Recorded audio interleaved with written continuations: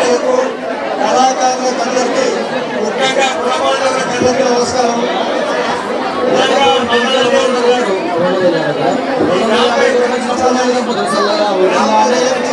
ఆశీర్వాదం ఉండాలని ఆ మల్లన్న స్వామిని కోరుకుంటున్నారు. ముఖ్యంగా మల్లన్న దేవుడు చాలా మంది శంకర్ని ఆదిదేవుడు కోలా శంకర్ని ప్రతిరూపమనుకుంటారు. కాబట్టి కోలా శంకర్ యొక్క కోల అన్ని కోలవలసిన దేవుడు దయామయుడు కన్నామయుడు. కాబట్టి కోలా శంకర్ ప్రతిరూపమైన మల్లన్న దేవుని ఈ గ్రామంలో నెలకొని ఆయన కళ్యాణం నిర్మించడం చాలా సంతోషం అనిపిస్తుంది. ఇదే పెద్ద శంకరు ఈ కళ్యాణానికి ఆంధ్రదేవి అందరికీ శుభాకాంక్షలు తెలియజేస్తున్నారు. ఇంకోటి ఏంటంటే ప్రతి కులాలకు కులదైవం ఉంటారు. అదేవిధంగా కులదైవం మల్లన్న వీరమ్మ ముఖ్యంగా కులకు తెలియజేస్తుంది ఏంటంటే మల్లన్న కుమ్మల పేదలకు వచ్చి కులకొలు అంటారు, కులకొలు అంటారు. కారణం ఏంటంటే వీళ్ళిద్దరూ ఒకటే అందరిగా విడిపోయారు. తర్వాత మేము కుర్రోల వల్లగా గొడవలో యాదవ కానీ అందరూ చూసుకున్నారు, వేరే విధంగా చూసుకున్నారు. కానీ గొడవ మంచి వేడాల్లో విమర్శల్లో ఉన్న సుభాష్ గారు ఆయన కులాలపై సర్వే చేసి చెప్పింది ఏంటంటే కొల్లాపూర్ రాజ్యంలో ఒక తల్లికే మల్లన్న వీరప్పని కొడుకు అయితే కొడుకు రాసుకుంటే మల్లన్న ఉత్తమ తెలంగాణకి వచ్చాడు. ఇక్కడ కొల్లాటం కాబట్టి కొల్లాయినాము. అక్కడ వీరప్ప కృష్ణానది దాటి అక్కడ కర్ణాటకవారు అక్కడ గొల్లని కురుగు అంటారు. కాబట్టి కురుగు రాస్తే కురువాయినాడు అంటే ఒకే తల్లి కాబట్టి అక్కడ కురుగు అంటారు. కాబట్టి కురుగు రాస్తే కురువాయినాడు, కురువాయినాడు. కాబట్టి మీరు కూడా కొన్ని గ్రామాల్లో కురువాయాలను కలిసి అక్కడ మల్లన్న దేవుడు పెట్టుకున్నారు, వీరప్ప దేవుడు పెట్టుకున్నారు. ఇద్దరు దేవుళ్ళని పూజిస్తారు. మల్లన్న దేవుడు పూజిస్తారు, వీరప్ప దేవుడు పూజిస్తారు. చాలా గ్రామాల సంప్రదాయం అది. కాబట్టి రాగాడు పదేళ్ళు ఎక్కువైన తర్వాత గొడవలు ఎలా ఉన్నాయి కూడా ఎర్రగొడవలు, ముష్టి గొడవలు, పాగినాడి గొడవలు అవి ఎన్నో రకాలు ఉంటాయి. కుటుంబాలు పండుకోవాలి, ఉండిపోవాలి ఉంటాయి. అట్లా రాగానికి పదేళ్ళు ఎక్కువతాయి. కాబట్టి హృదయపరంగా భావించాలి, అందరూ కలిసి చూడాలి. కుటుంబంలో మంచిగా ఉన్నది. మంచులు, నీతి వంతులు, నిజాలు అప్పిస్తే ఏమంటానే భావన అండగా ఉంటాయి. కాబట్టి ఆ భావన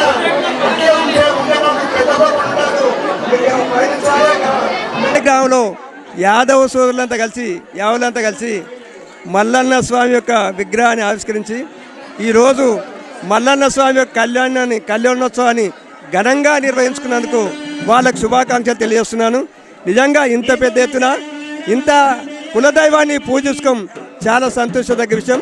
కాబట్టి ఆ మల్లన్న దేవుని ఆశీర్వాదము యాదవ సోదరులపైన కాకుండా గ్రామ ప్రజలపైన అందరి మీద వాళ్ళు సుఖశాంతులతో జీవించేందుకు, అదేవిధంగా వాళ్ళ వ్యవసాయ పంటలు బాగుంటేందుకు, అదేవిధంగా పిల్లలు మంచి చదువుకునేటట్టు, అదేవిధంగా వాళ్ళ వ్యాపార వృత్తులు అభివృద్ధిలో ప్రథమ నడిచినందుకు ఆ భగవంతుడు దీవెన ఉండాలని ఆ మల్లన్న దేవుని కోరుకుంటున్నాను. అంటే రాబోయే రోజుల్లో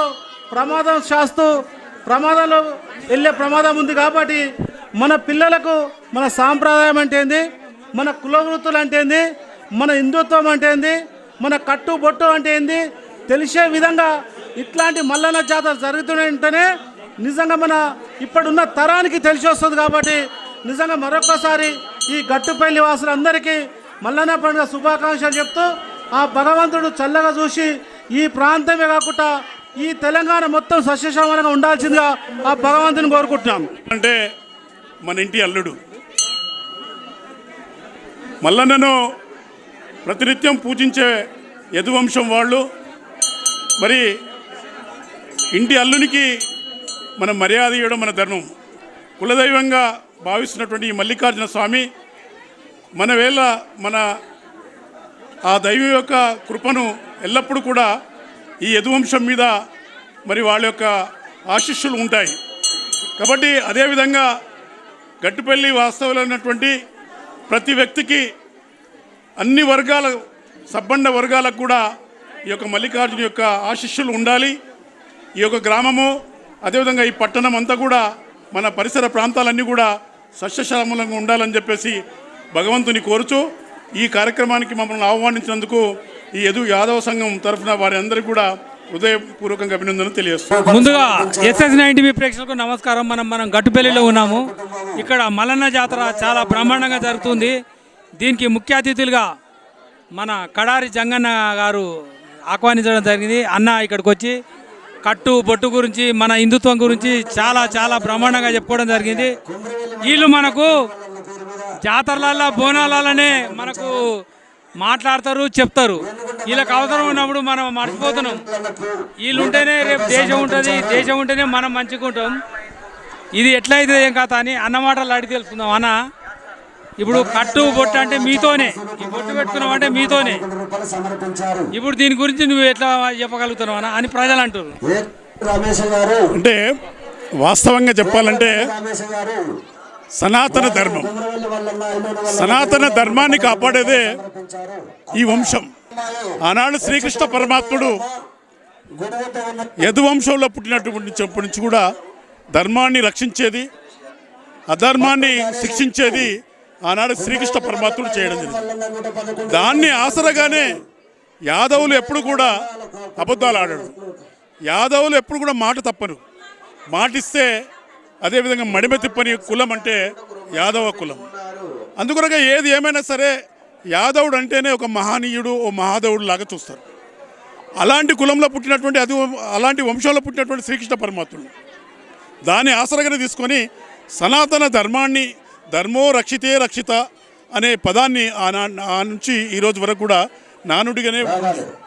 కాబట్టి ఈ యదువంశం ఎప్పుడు కూడా కలియుగంలో ఉన్నంతకాలం కూడా ధర్మాన్ని కాపాడేది, సనాతన ధర్మాన్ని కాపాడేది, ఒకరికి సహాయపడేది, ఒకరికి ఇబ్బంది పడినటువంటి వంశము యాదవ వంశం. అందుకొరకే బండారు అంటే ఈ పసుపు అనేది బండారి. బండారి ఎందుకంటే ఏదైతే ఈ పసుపు ఎప్పుడు కూడా అమ్మవారి యొక్క చూపు ఏదైతుందో ఈ ప్రజలపైన ఉండాలని చెప్పేసి సంకేతంగానే బండారి ఇవ్వడం.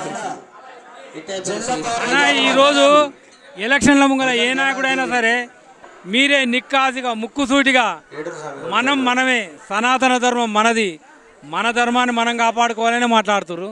దాని గురించి ప్రజలకు మీరు ఏం మెసేజ్ చేస్తున్నారు అన్న? అంటే ఏది ఏమైనా సరే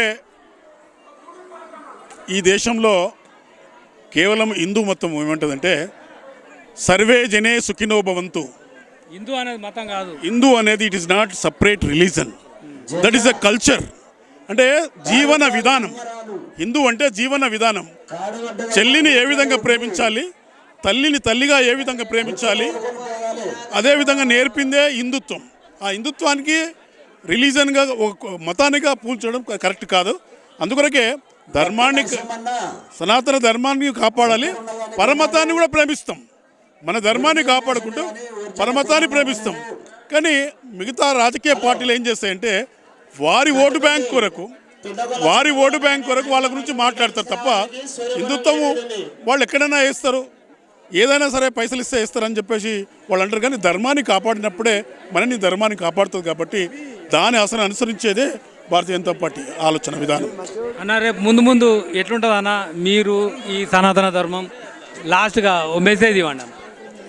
ఏది ఏమైనా భూమి ఆకాశము ఉన్నంతకాలం, సనాతన ధర్మం ఉన్నంతకాలం ఈ సనాతన ధర్మాన్ని ఎవరు కూడా ఏం చేయలేదు. ఆనాడు తురుష్కులు వచ్చిండ్రు, చోళులు వచ్చిర్రు, మొఘళ్ళు వచ్చిర్రు, బ్రిటిష్ వాళ్ళు వచ్చిర్రు, కానీ సనాతన ధర్మాన్ని ఎవరు కూడా ఏం చేయలేదు.